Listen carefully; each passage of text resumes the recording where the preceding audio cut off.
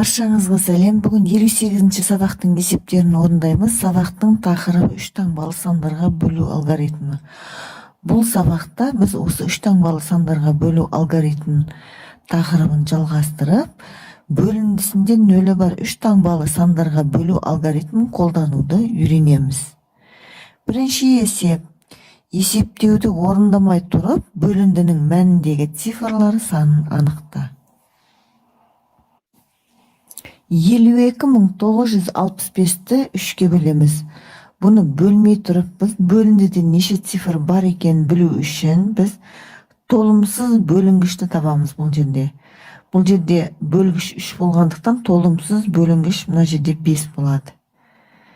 5 болатын болса, демек осы жерден қайтарамыз. Бұл бірінші толымсыз бөлінгіш. Қалған цифрларды санаймыз. 1, 2, 3, 4 екен.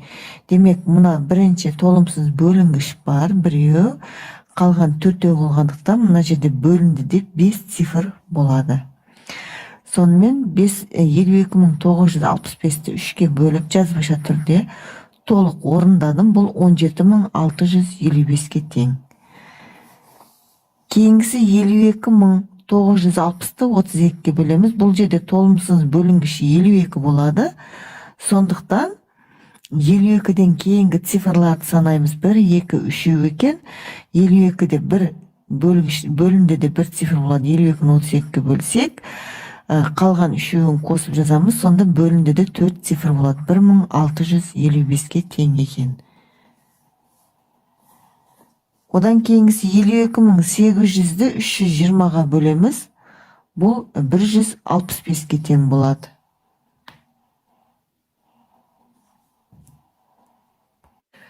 Бұл жерде де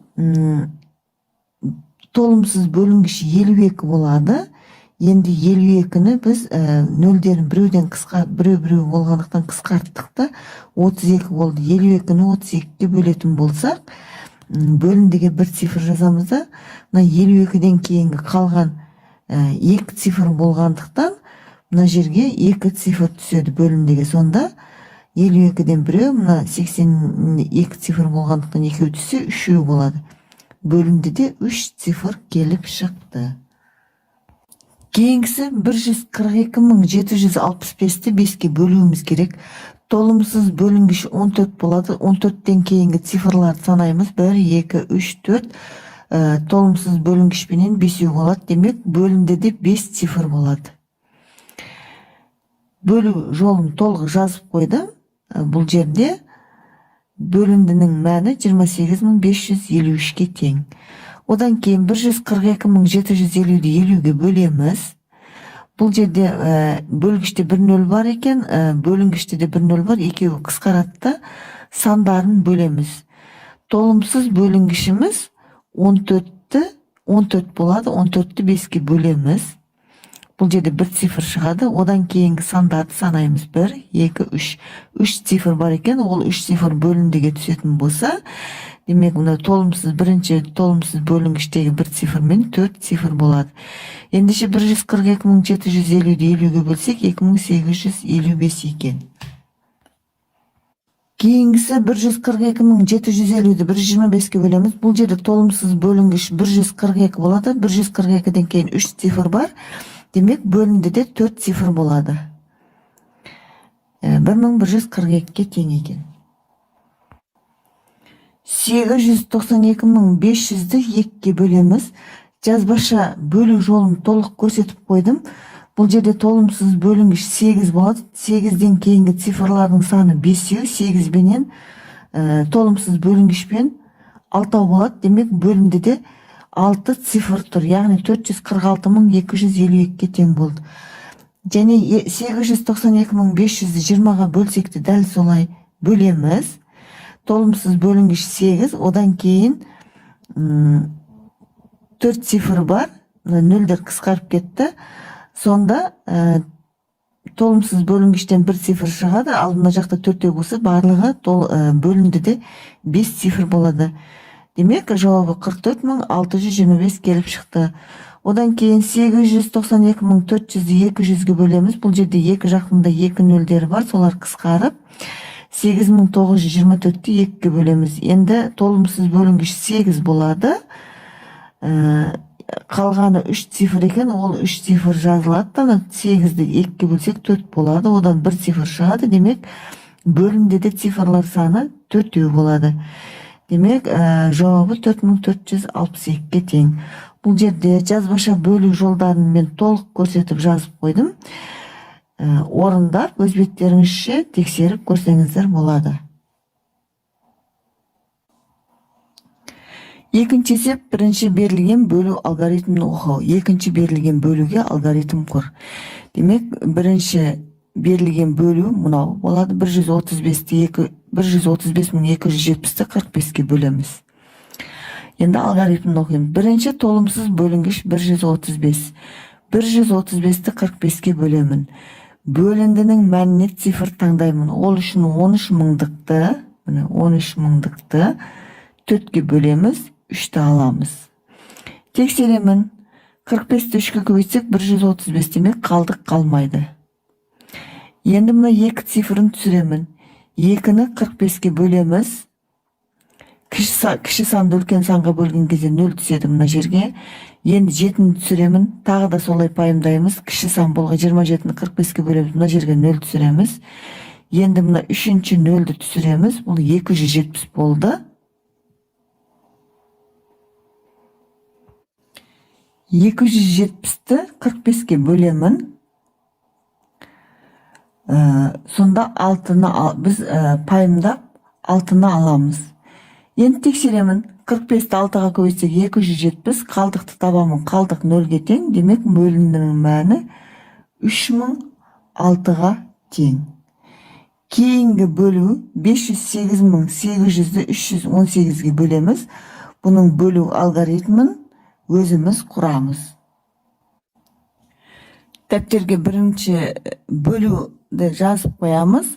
Екінші бөлудің алгоритмін құрамыз. Бірінші толымсыз бөлінгіш бұл жерде 508 болады.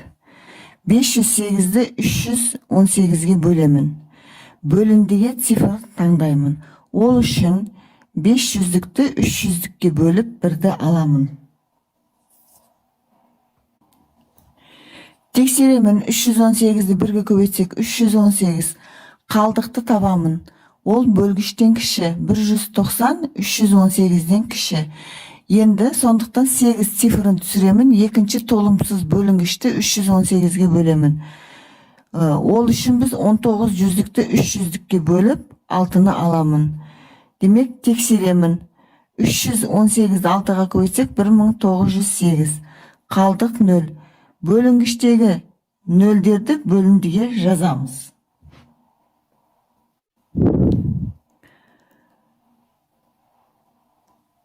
Бөліндінің мәні 1600'ге тең.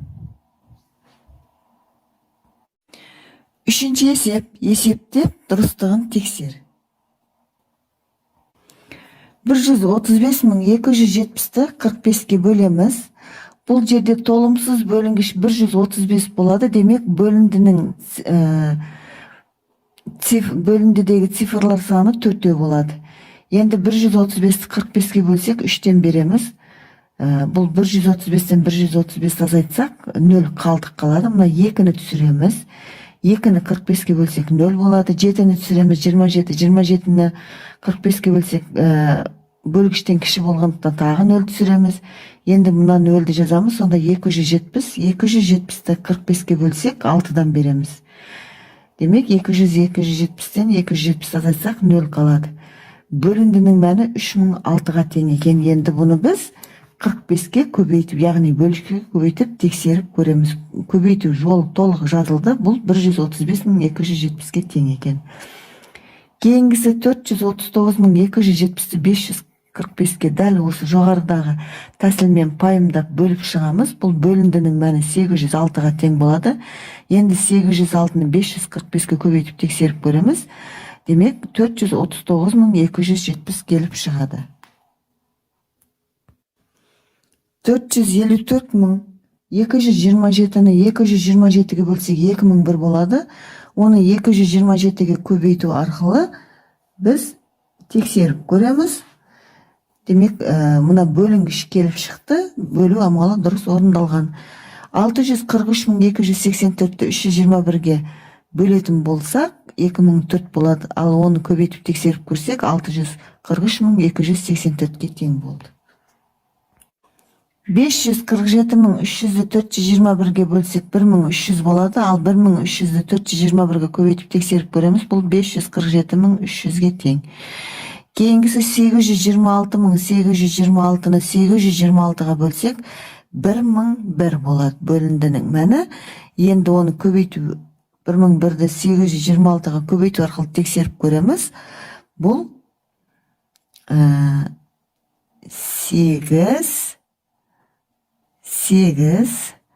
мына жерде 8 болады, мына жерде 8 болады. Демек, 826.826-ға тең болады. Төртінші есеп, өрнектерді жаз және олардың мәнін тап. А. 29.376 мен 72 сандарының бөліндісін 16 есе арттыр. А. 55.224 пен 78 сандарының бөліндісінен 87.552 мен 144 сандарының бөліндісін азайт. Б. 801.000 санынан 39.424 пен 56 сандарының бөліндісін кеміт. Бірінші өрнекті құрамыз 29.376 мен 72-нің бөліндісін 16 есе көбейт деген, демек 16-ға көбейтеміз. Бұл жерде бірінші бөлу амалы орындалады, одан кейін көбейту амалы орындалады. 29.376-ны 72-ге бөлсек 408 болады, ол 408 16-ға көбейтсек 6528-ге тең. Екіншісі 55.224 78 бен бөліндісін 87.552 мен 144-дің бөліндісін азайтуымыз керек еді. Бірінші бөлінділерді орындаймыз. 55.224-ті 78-ге бөлсек 708 болады. 87.552-ні 144-ге бөлсек 608. Енді екеуін азайтамыз, 100-ге тең болады. Демек, өрнектің мәні 100-ге тең. 801.000-нан 39.424 пен 56-ның бөліндісін азайтуымыз керек. Бірінші бөлу амалы орындалады. 39.424-ті 56-ға бөлсек 704. Енді біз 801.000-нан осы 704 азайтамыз. Бұл 800.296 болады. Бесінші есеп, билеттердің құнына қара, өрнектер бойынша есеп құрастыр. Мына жерде Қазақстан Республикасының ұлттық музейі тұр, бұл Астана қаласында орналасқан, және өрнектер берілген. Мына жерде ересектер билеті 700 теңге, студенттер билеті 500 теңге, балалар билеті 300 теңге деп тұр. Осы мәліметтерді пайдаланып, біз мына өрнектерге есептер құрастырамыз. Бірінші өрнекке музей кассасында 300 теңгеден 17 балалар билеті және 700 теңгеден 2 ересектер билеті сатылды. Музей кассасында сатылған билеттердің құны неше теңгені құрайды? Демек, берілген жазып аламыз, 17 билет 300 теңгеден, 2 билет 700 теңгеден, барлығы неше теңге деген сұрақ қойып шешуін орындаймыз. 300 көбейту 17 қосу 700 көбейту 2 өрнегін жазып, бірінші көбейту амалдарын орындаймыз. 300-ді 17-ге көбейтсек 5100 теңге, бұл балалар билетінің саны. Құны 702-ге көбейтеміз, 1400 теңге болады, бұл ересектер билетінің құны. Енді екеуін қосамыз, 6500 теңге болды. Демек, жауабы сатылған билеттердің құны 6500 теңгені құрайды.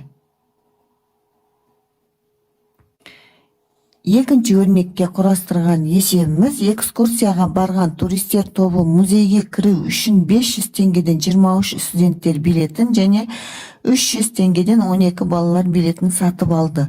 Олар барлық билетке неше теңге төледі? Демек, есептің берілген қысқаша жазып аламыз. 23 билет 500 теңгеден, 12 билет 300 теңгеден, барлығы неше теңге деген сұрақ қойдық. Кітапта берілген өрнекті жазып алдық. 500 көбейту 23 қосу 300 көбейту 12 деп, және бұларды бірінші көбейтулерді орындап кейін қосамыз. 500'ді 23'ке көбейтсек 11.500 теңге болады. Бұл студенттер билетінің құны. 300'ді 12'ке көбейтеміз. Бұл 3600 теңге. Бұл балалар билетінің құны болды. Енді екеуін қосатын болсақ 11.500-ге 3600 қоссақ 15100 теңге болады. Демек жауабы туристер барлық билетке 15100 теңге төледі. Үшіншісі, музейде 500 теңгеден 18 студенттер және 300 теңгеден 18 балалар билеті сатылды. Қай билетке артық төленді, неше теңге артық төленді? Есептің берілген қысқаша жазып алдық. 18 студенттер билеті 500 теңгеден, 18 балалар билеті 300 теңгеден қанша болды дедік, және қанша артық екен деп сұрақ қойдық. Шешуін орындау үшін кітаптағы берілген өрнекті жазып алдық. 500 көбейту 18, азайту 300 көбейту 18 деп. Бірінші 500-ді 18-ге көбейтеміз, бұл 9000 теңге болады. Бұл студенттер билетінің құны.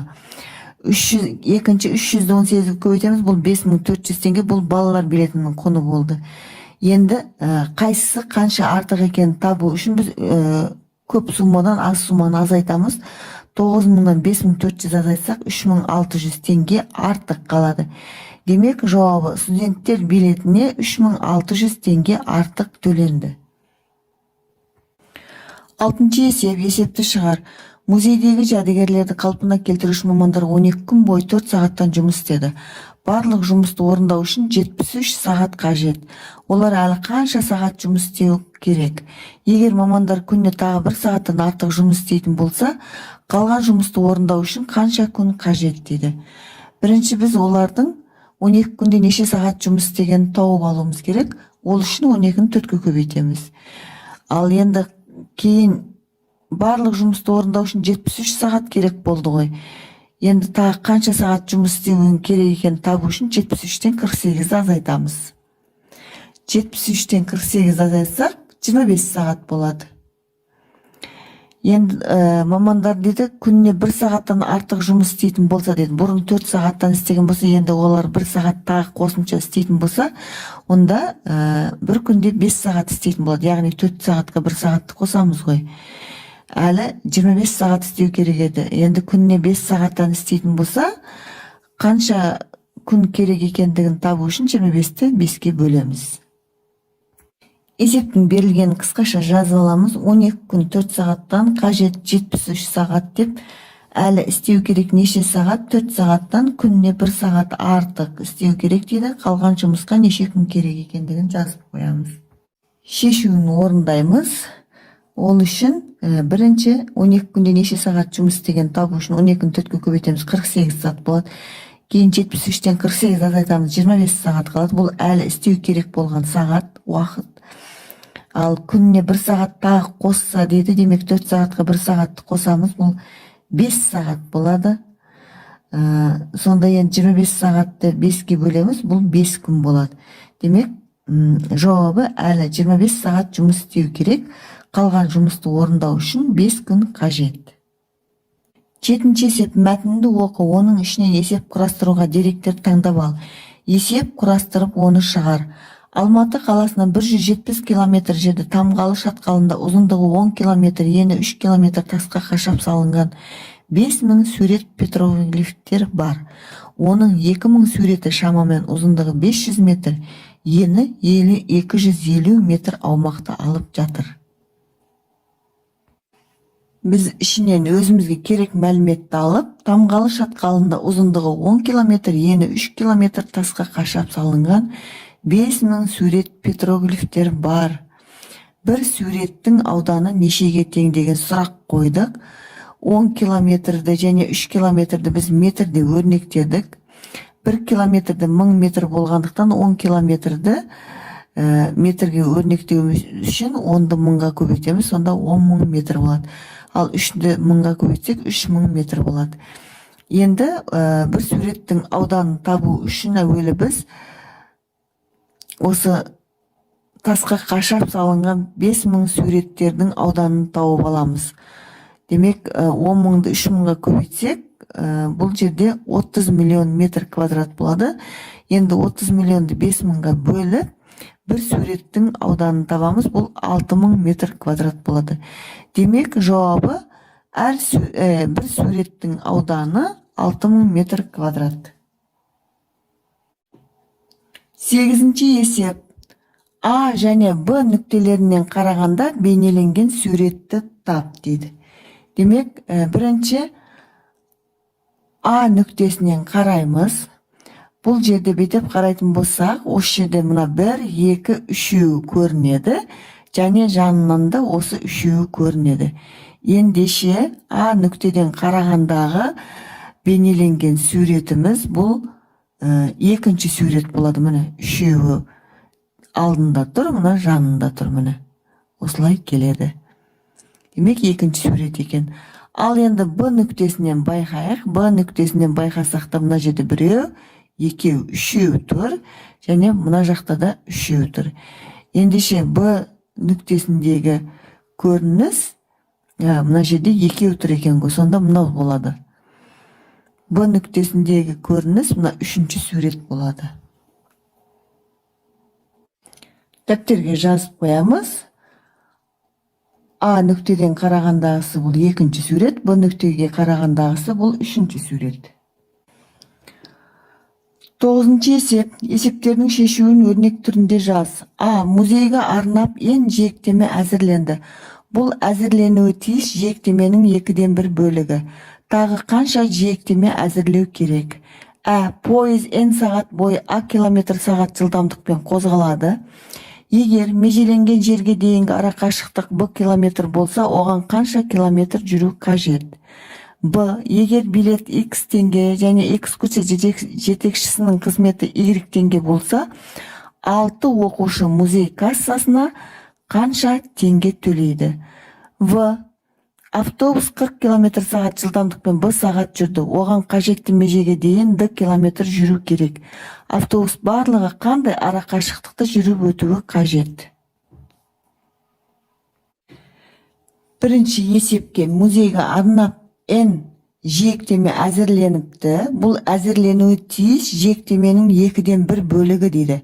Демек, N бұл жартысы болса, онда барлығы 2N болады. Және тағы қанша жиектеме әзірлеу керек дейді. Бұл тағы қанша N жиектеме әзірленген ғой, сол барлығынан енді азайтамыз. Сонда қалған тағы қанша жиектеме әзірлеу керектігі келіп шығады. Ал Б-сында пойыз N сағат бойы дейді, А км сағат жылдамдықпен қозғалады. Егер межеленген жерге дейінгі ара қашықтық Б километр болса, оған қанша километр жүру қажет дейді. Демек, барлық жол Б километр екен. Он қанша километр жүруін табу үшін біз уақытты жылдамдыққа көбейтіп, осы барлық жолдан азайтамыз. Сонда тағы қанша километр жүру керектігі келіп шығады ол пойыздың. Б-сында егер билет X теңге тұрса дейді, ал экскурсия жетекшісінің қызметі Y теңге болса дейді, 6 оқушы музей кассасына қанша теңге төлейді дейді. Демек, билет X теңге тұрады, 6 оқушыны қанша билет алу керек болса, соны 6-ны X-қа көбейтемізді.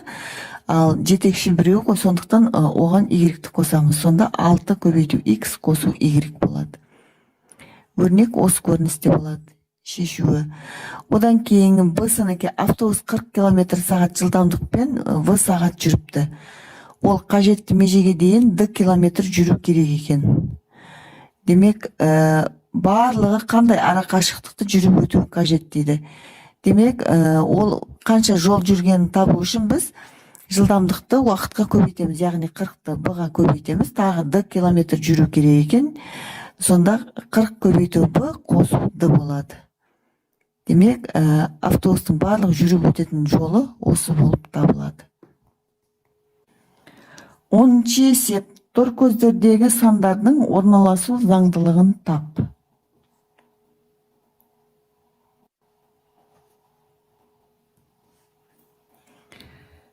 Демек, тор көздердегі сандардың заңдылығын табамыз. Бірінші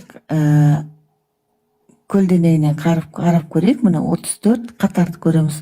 34 тұр, кейінгісі 37 тұр. Демек, 37-тен 34 азайтсақ 3 шығады. Демек, әрбір келесі санға 3 қосылған. 37-ге 3-ті қоссақ 40 болған міне. Демек, қатарларда әрбір санға 3 саны қосылып барып жатыр. Ал енді былайынан көретін болсақ, тігінен көреміз. Бұл жерде 34, одан кейін 35, кейін 36, 37. Демек, әрбір санға бір саны қосылып барған. Ендеше мына жердегі санды табу үшін міне 37, 40, 43 деген үшеуден қосамыз. 43-ке 3-ті қоссақ 46 болады. Демек, белгісіз санды мен қызыл сәнмен жазып қойдым. Екінші кестедегі тор көздердегі заңдылықты анықтаймыз. Бұл жерде тағы да қатарларды көріп көреміз. 61, 63, 66, 72. Демек, 63-тен 61-ді азайтсақ 2 қалады. Демек, мына жерде 2 қосылған келесі санға. Енді кейінгі санды бақылап көрейік. 66-тан 63-ті азайтсақ 3. Демек, кейінгі санға 3 саны қосылған. Ал енді 70-тен 66-ны азайтамыз, 4 қосылған. Демек, бірге артып барған қосылғыштарымыз. 61-ге бірінші 2-ні қосты, одан кейін 3-ті қосты, кейін 4-ті қосты. Ал енді тігінен көреміз. 61, 62, 64, 67 болып тұр. Демек, 62-ден 61-ді азайтсақ 1 қосылған, 1 шығады. Енді 64-тен 62-ні азайтамыз. Бұл жерде 2 шығады. Демек, 2 қосылған. Одан кейін 67-тен 64-ті азайтамыз. 3 қосылған. Бұл жерде де әрбір келесі сан 1 қосылғышқа артып барған. Ендеше мына жердегі белгісіз санды табу үшін біз ең соңғы қосылғыштарды мына көріп тұрмыз ғой, 4 қосылған. Демек, 72-ге 4-ті қосамыз. Бұл 76-ға тең болады. 11-ші есепте 209-ды 905-ке көбейтеміз. Бұны жазбаша түрде көбейтіп жазып қойдым. Бұл 189-145-ке тең. 233-ді 630-ға көбейтсек 146-790-ға тең. 40.803-ті 201-ге бөлеміз. Бұл 203-ке тең болады. Жазбаша бөлу түрін толық көрсетіп қойдым. 826.281-ді 909-ға бөлсек, бұл 909 болады. Бөліндінің мәні. 102.555-ті 265-ке бөлеміз. Бұл 387-ге тең болады. Жазбаша бөлу түрі толық көрсетілген. 242.963-ті 427-ге бөлсек, 569-ға тең болады. Осымен бүгінгі 58-ші сабақтың барлық есептері орындалды. Каналға тіркеліп лайк басуды ұмытпаңыздар. Сау болыңыздар.